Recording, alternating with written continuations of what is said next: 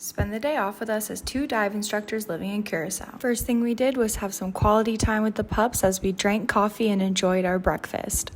After that, we set off for the day. We've been having trouble with the engine overheating, so we have to add water now every time.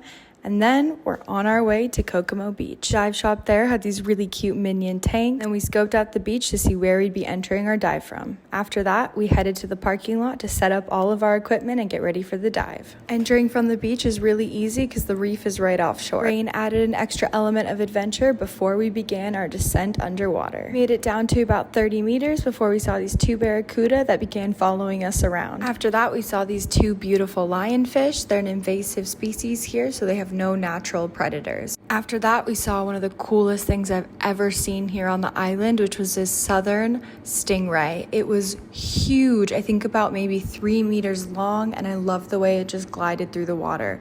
Such a cool find, and I was so happy. We also saw this really funky coral that I loved, and tons of little reef fish swimming around in schools. Also this anemone, I love the way they move underwater. Jens and I did a little gear fit check afterwards in the parking lot before we headed down to the beach to have an after dive drink, or what we call a deco drink.